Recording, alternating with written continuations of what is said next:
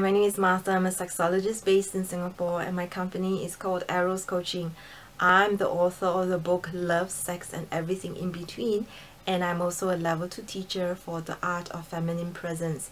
I'm shooting this video in my office, so there's a lot of yellow light, and I thought you might want to have a quick look at what my office looks like.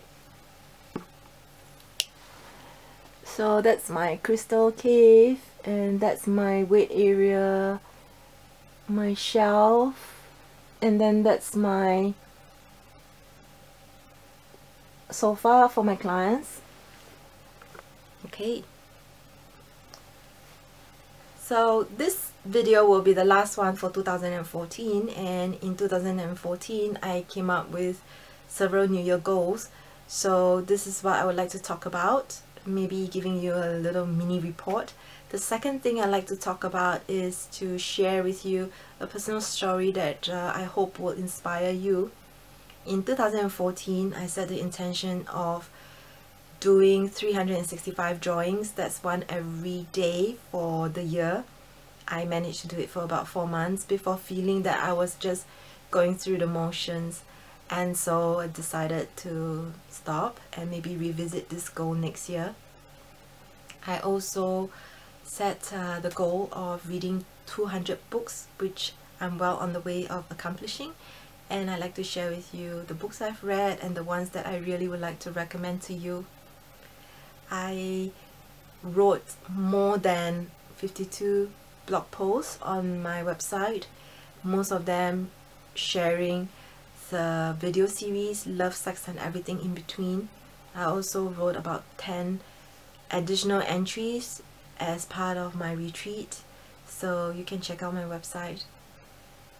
I wanted to go on 10 overseas trips this year.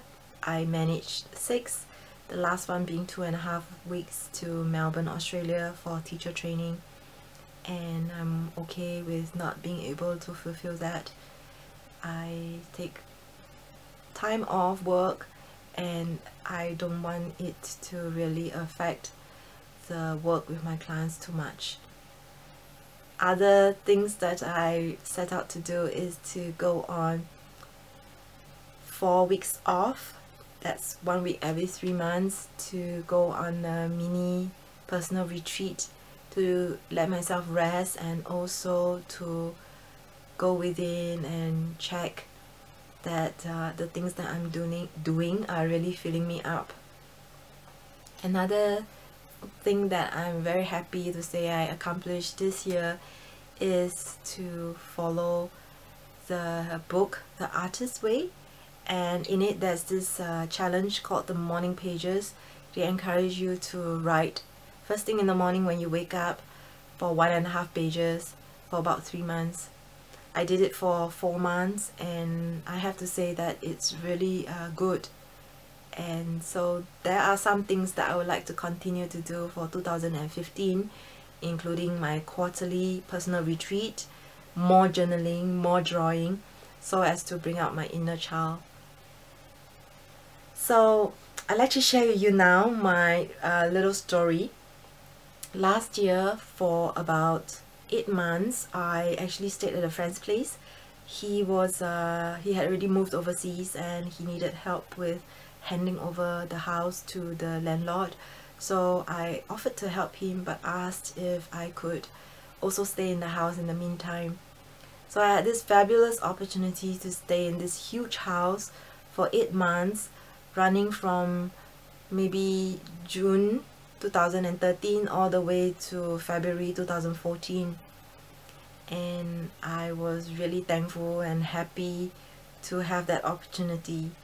So Novena, as you probably know, has many eateries there, restaurants and cafes. There's also many medical centers and hospitals there. One of them, Tan Tock Seng Hospital, happens to be the one that my maternal grandmother passed away in. So while I was there, feeling really happy and inspired, I asked myself, is there something that I'm actually meant to be doing while I'm at this space? I'm just so grateful. I want to do something to really thank this place. And I found myself drawn to Tan Tock Seng Hospital, and I went there to have lunch at the food court, and I found myself surprisingly not agitated or frustrated or claustrophobic, which is what I usually feel when I'm in crowded places. Instead, I felt a lot of compassion and empathy for the people around me, wondering what's their story, if they're worried or anxious about money or for their loved ones, whether they were feeling tired, and so on.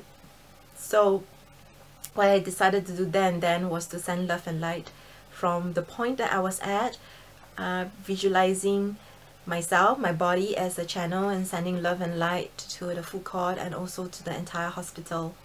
I actually did this a couple of times, and then I decided, okay, while I was catching up with friends, I shared this with them. This is what I'm doing, and this is actually something that actually is filling me up. And they didn't say much. They were just listening to the story and say, well, okay, that's cool.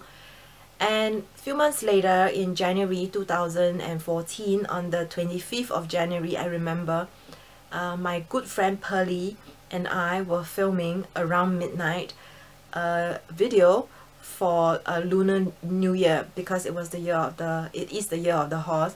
And so we decided to do some galloping and end off with me making some messages about welcoming the Lunar New Year. And we had a lot of fun doing it, and she was laughing at how silly I was. That night I couldn't sleep. I was busy editing the video and then also uploading it.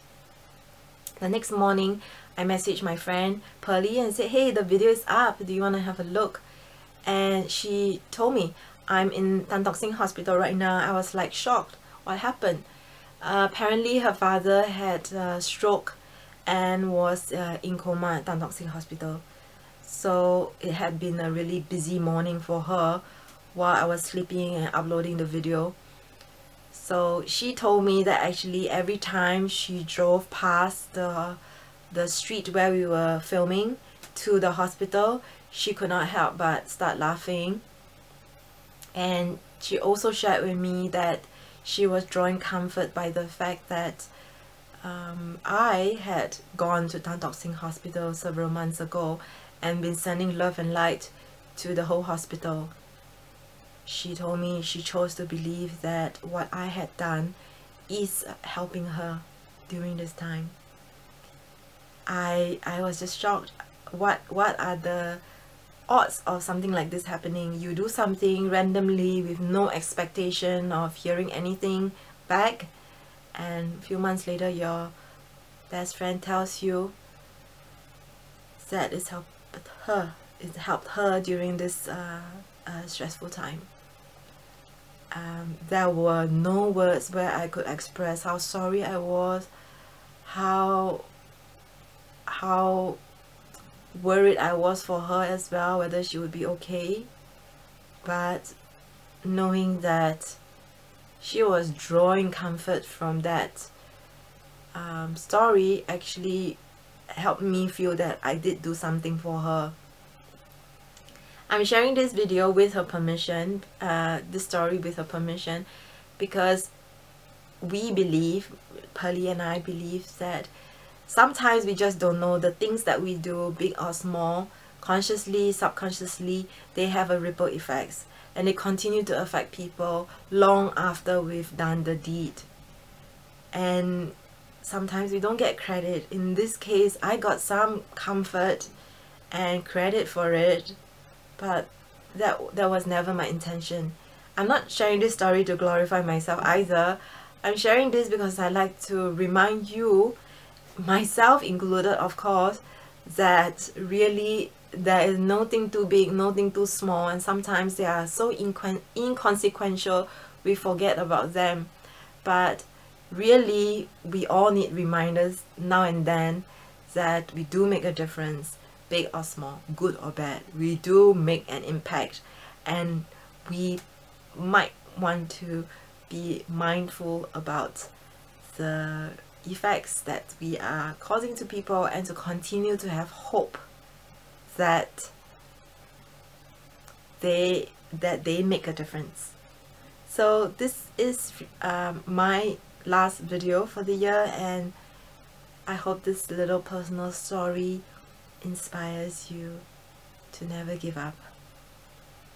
This has been Martha in 2014. I'll see you in 2015. In the meantime, keep loving, live life fully, and stay lovely.